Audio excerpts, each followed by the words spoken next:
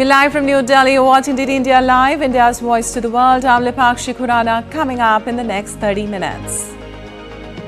India's Prime Minister Narendra Modi to embark on 3-day visit to Poland and Ukraine. This is the first visit by any Indian Prime Minister to Poland in 45 years and Ukraine in 30 years.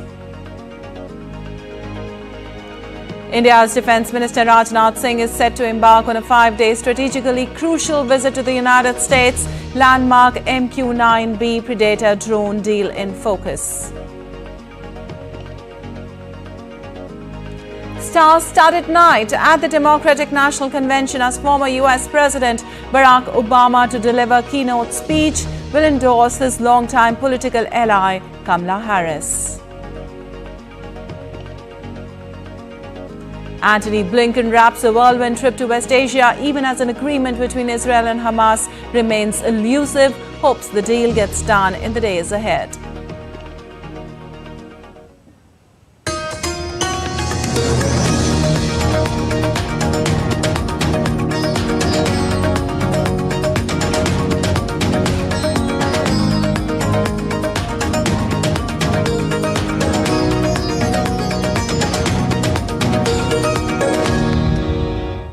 And on to the details now. India's Prime Minister Narendra Modi embarks on a 3-day visit to Poland and Ukraine on Wednesday. This visit marks the 7 decades of diplomatic relations between the two countries. This would be the first visit by any Indian Prime Minister to Poland in 45 years. DD India's Vishal Baristo reports for more from Warsaw. Soldiers preparing to give a ceremonial guard of honor to India's Prime Minister Narendra Modi in the Polish capital, Warsaw. The Indian Prime Minister is set to pay his respects at the tomb of the unknown soldier during his Poland visit. Polish youth are looking forward to this top-level visit from India. I think it's great. I think it's always good to have intercontinental friendships. It's good to have friends from other countries, to meet other cultures and things like that, yeah. I think they have a very interesting culture. I think that it's very helpful for both sides, and I think we should continue this tradition and help each other. During his visit, Prime Minister Modi will be meeting the President and Prime Minister of Poland. The Indian PM is leading a high-level delegation to Warsaw. It is an extremely important, historic, landmark visit. That's how important it is. You said it just now yourself. This will be the first visit by an Indian Prime Minister in over 40 years. And plus, you must have felt yourself that there is a certain excitement that's built up already in the Polish media. You know, all the electronic and print media has covered it. Page 1 today. The visit was announced yesterday. And in the Polish government also there is great interest and great happiness that PM Modi has chosen to come here. Poland has a strong presence in the Indian diaspora. The Indian community has made key contributions in Poland's economic development. At $6 billion, Poland is the largest trading partner of India in Central Europe. Apart from diplomatic ties, India and Poland also share relations that go back to the days of World War II. Around 5,000 Polish refugees were given shelter by two principalities of Kolhapur and Jamnagar. Prime Minister Modi would offer floral tributes at both memorials raised in Warsaw. The Indian leader would also be interacting with the staff and students of the Maharaja School, which is run by the Principality of Jamnagar. Prime Minister Modi would also address the Indian diaspora on this occasion. On his 2-day visit to Poland, Prime Minister Narendra Modi would be leading a high-level delegation to discuss the socio-economic and political issues between India and Poland. He would be meeting the President and Prime Minister of the country and would also address the Indian diaspora. After his visit in Warsaw, he would go to Ukraine, the visit that the whole world is watching. With cameraman Sanjeev in Warsaw, this is Vishal Baristo for DD India. Well, the town of Łódź in Poland is very excited over Prime Minister Narendra Modi's upcoming visit. Łódź is the hub of 200 Indian companies in Poland. DD India correspondent Vishal Baristo spoke to the deputy mayor of the city, Adam Pastelnik.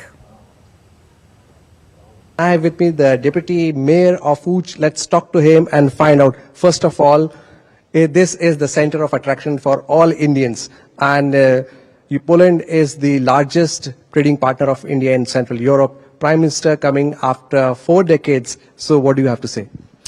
That I am very proud and grateful for this visit. India is and should be in the future one of our major global partners and major global allies. When I look at our economy, the potential that European economy gives also through Poland as one of the leading logistics hub, I think it offers also great opportunities for India.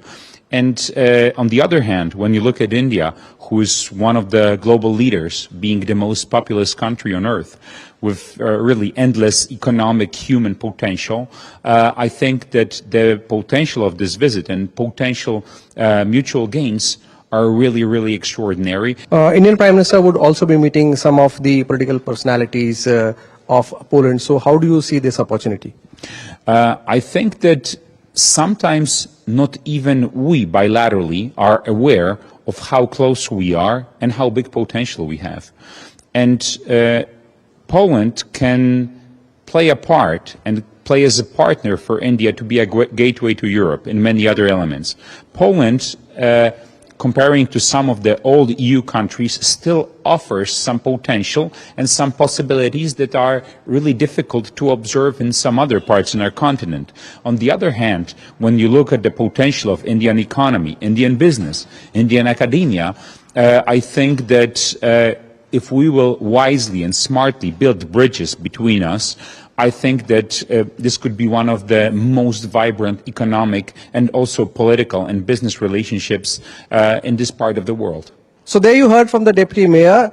Poland can be certainly the gateway to Europe for India, and the presence of Indian Prime Minister, his meeting with the Indian diaspora, his meeting with the political personalities of the country would certainly be a very positive step for both countries. With cameraman Sanjeev in Uch, this is Vishal Baristo for DD India.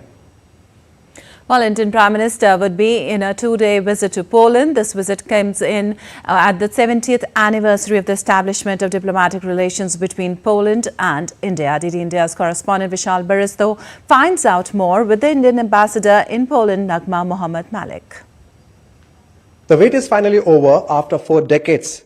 Indian Prime Minister Narendra Modi would be coming to Poland, and this would be the first visit by any Indian Prime Minister in the last more than 40 years. I have with me the Indian Ambassador to Poland, Ms. Nagma Mohammed Malik. Let's talk to her and find out, Ms. Malik, how important is this visit of the Prime Minister, because it's been a long wait? It is an extremely important, historic, landmark visit. That's how important it is. You said it just now yourself. This will be the first visit by an Indian Prime Minister in over 40 years. And plus, you must have felt yourself that there is a certain excitement that's built up already in the Polish media. You know, all the electronic and print media has covered it. Page 1 today. The visit was announced yesterday. And in the Polish government also, there is great interest and great happiness that PM Modi has chosen to come here. Now, when we talk about Poland, which is the largest trading partner in the Central Europe, and we have a large population of Indian diaspora. How important is it for that segment of the society? Well, you know, I think you can see, and we will see more tomorrow after PM arrives and he addresses the Indian community, just how excited the community is about this visit, and you know, how much they're looking forward to it as much as we are. The Indian community in Poland is approximately of the strength of 25,000 or so, of which 5,000 are students. Then we have the other the employees, and they would be about, you know, half and half between white-collar professionals, IT, financial services, managerial service, you know, levels, and they're very well respected for their skills here by the Polish government, employers, people. And then we have the Indian skilled workers like welders and mechanics, who are also considered very valuable in the big construction projects here. When we talk about India and Poland, the bilateral trade, where does it stand? And are we expecting any MOUs to be signed, because this is going to be a long-awaited visit? The bilateral trade turnover between our two countries is a healthy and growing $6 billion worth, the quantum. the balance of trade is very much in favor of India. It is a diversified trade. There are machinery, machine tools, garments, pharmaceuticals, chemicals that we export to Poland. From Poland, we import also other kinds of machinery, other kinds of chemicals. So there you heard from the ambassador. It is going to be a very interesting two-day visit of Prime Minister Narendra Modi. And India definitely has a long relationship with Poland from the era of Vedas, Upanishads, Sanskrit and Operation Ganga. With cameraman Shiva, this is Vishal Baristu for DD India, Warsaw. Well, India's Defence Minister Rajnath Singh is set to embark on a 5-day strategically crucial visit to the United States. Singh is scheduled to meet U.S. Defence Secretary Lloyd Austin. As per sources, India-US may sign MQ9B unmanned drone deal during the visit. India's Defence Acquisition Council amended indigenous content and other aspects of the deal. Rajnath Singh will also meet representatives from the U.S. defence industry, and the minister is also scheduled to interact with the Indian diaspora. And Malaysian Prime Minister Anwar Ibrahim, who is on a 3-day visit to India, held talks with Prime Minister Narendra Modi on Tuesday. Both leaders discussed enhancing ties across various domains of partnership and explored new areas of collaboration. Multiple pacts were inked as a result, and the overall relationship was also elevated. In India's Tapas Bhattacharya reports for more. India and Malaysia ties are at a new high as both nations elevate their relations to a comprehensive strategic partnership. This visit marks a significant milestone in enhancing the strategic partnership between India and Malaysia, focusing on boosting trade, investment and regional cooperation. Semiconductor, fintech, रक्षा उद्योग, AI और quantum में हमें आपसी सहयोग बढ़ाना चाहिए। हमने भारत और मलेशिया के बीच कॉम्प्रिहेंसिव इकोनॉमिक कोऑपरेशन एग्रीमेंट के रिव्यू में गति लाने पर बल दिया है। डिजिटल टेक्नोलॉजी में सहयोग के लिए डिजिटल काउंसिल की स्थापना करने का और स्टार्टअप अलायंस बनाने का निर्णय लिया है। भारत के यूपीआई और मलेशिया के पे नेट को जोड़ने के लिए भी काम किया जाएगा। Malaysian Prime Minister Anwar held bilateral talks with Indian counterpart Prime Minister Narendra Modi. Bharat ASEAN centrality को प्राथमिकता देता है। हम सहमत हैं कि भारत और आसियान के बीच एफटीए की समीक्षा को समयबद्ध तरीके से पूरा करना चाहिए। 2025 में मलेशिया की सफल आसियान अध्यक्षता के लिए भारत पूरा समर्थन देगा। The discussions span a broad range of global and regional topics. We have agreed to enhance further and make it a comprehensive strategic partnership. Yes, Malaysia and India from the days of Jawaharlal Nehru and Tunku Abdul Rahman has established good relations. But we realize under our generation that this must be further strengthened in a multitude of areas. Several key MOUs were signed during this visit, further solidifying the relationship.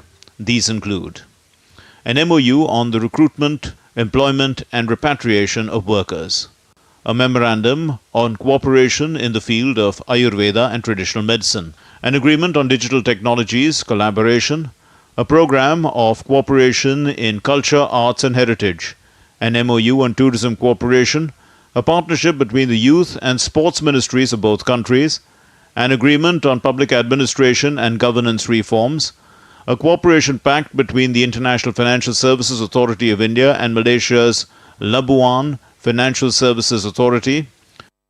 Additionally, the 9th India-Malaysia CEO Forum convened on August 19, showcasing vibrant business ties and identifying new opportunities for collaboration.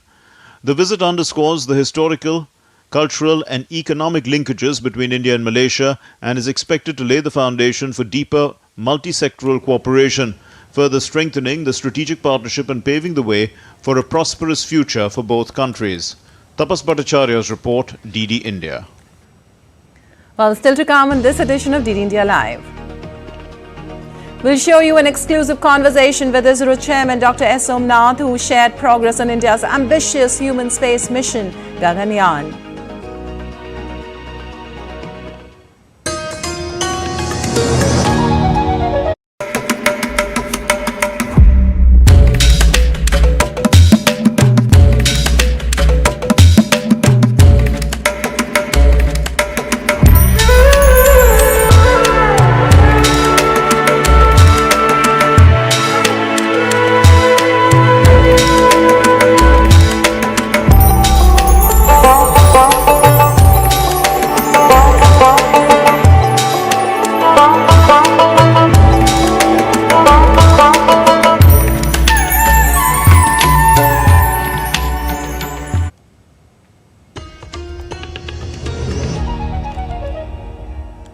Welcome back. You're watching DD India Live. I'm Lipakshi Khuranan. Moving on, in the United States, the second night of the Democratic National Convention is underway. Delegates are now holding a ceremonial roll call vote to nominate Vice President Kamala Harris for president. The highlight of the day is going to be the address of the former President Barack Obama and former First Lady Michelle Obama at the convention. Harris and her running mate, Minnesota Governor Tim Walz, are set to hold a campaign rally tonight in Milwaukee, part of which will be shown at the convention venue in Chicago. Well, former U.S. President Jimmy Carter's grandson Jason Carter praised Kamala Harris at the convention. He said his grandfather can't wait to vote for Kamala Harris. Jimmy Carter served in the White House from 1977 to 1981. My grandfather can't wait to vote for Kamala Harris. She reminds us all that the promise of America remains unchanged. We are one nation, indivisible, with liberty and justice for all. And my grandfather knows that with her as our next president, we will keep that promise. Well, another famous grandson in U.S. politics showered praises on Democratic presidential candidate Kamala Harris. Jack Schultzberg's grandfather, John F. Kennedy, served from 1961 to 1963. Schultzberg described Harris as a leader who embodies JFK's dynamism, forward-thinking, vision and optimism for a prosperous future. Tonight, JFK's call to action is now ours to answer, because once again, the torch has been passed to a new generation, to a leader who shares my grandfather's energy, vision, and optimism for our future. That leader is Vice President Kamala Harris. Well, Republicans who've left the fold since Trump's takeover of their party took to the stage to address the convention, also which includes Trump's former White House press secretary, Stephanie Grisham, and former Trump voter, Kyle Switzer. Grisham described her journey from a Trump true believer to the first senior White House staffer to resign. I wasn't just a Trump supporter. I was a true believer. I was one of his closest advisors. The Trump family became my family. I spent Easter, Thanksgiving, Christmas, and New Year's all at Mar-a-Lago. I saw him when the cameras were off. Behind closed doors, Trump mocks his supporters. He calls them basement dwellers. And for more on the convention, DD India correspondent Kate Fisher joins us from Washington, D.C. Well, Kate, can you give us an entire roundup of Day 2 of Democratic National Convention? Kamala Harris also made surprise video appearance as roll call wrapped.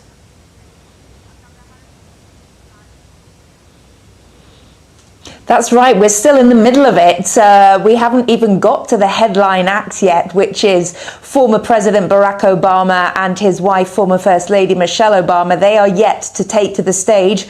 What we have done is have this jubilant party atmosphere where each of the US states and territories officially cast their ballots for nominating Kamala Harris as their nominee for president. And this was far from being a kind of boring list. There was a DJ on stage playing tune after tune. There were Lil Jon, the rapper, did a performance. Patti LaBelle, Common, another rapper from Chicago, performed. There was a real musical theme to everything, and the atmosphere was incredibly positive and rousing. And as you say, at the end of that, Kamala Harris made a video appearance with Tim Walz, her vice presidential pick, from another arena in another city, Milwaukee, in the swing state of Wisconsin, and also the place where Donald Trump held the Republican National Convention just a few weeks ago. She gave a video message from there with all the crowds behind her in this other city to gratefully accept officially the nomination for president. Her speech, her headline speech, won't be until Thursday night in Chicago, but tonight, it's Tuesday here in the US, her husband, second gentleman, Doug Emhoff, will also be taking to the stage before the Obamas. All right. Thank you so much, Kate, for all that information from there. And moving on, during a quick trip to the West Asia, U.S. Secretary of State Antony Blinken attempted to give efforts to mediate a ceasefire between Israel and Hamas more immediacy, but departed the region on Tuesday with an agreement between Israel and Hamas still elusive. Sarah Coates has more from Tel Aviv. Well, this is being seen as a last-ditch attempt to get this ceasefire and hostage deal over the line. The U.S. Secretary of State right now in Doha, after meetings in both Israel and Egypt, where he met with the president there, Abdel Fattah al-Sisi, who warned that the time has come to end the war, which could throw the region into a wider conflict that is difficult to imagine. We need to get the ceasefire and hostage agreement over the finish line, and we need to do it now. Time is of the essence because with every passing day, the well-being and lives of the hostages are in jeopardy. Now, on Monday, Blinken met with the Israeli Prime Minister Benjamin Netanyahu, who told him that he is committed to a deal. But late on Tuesday, Israel's Prime Minister came out to tell a group of people that he is not sure if there will be a deal.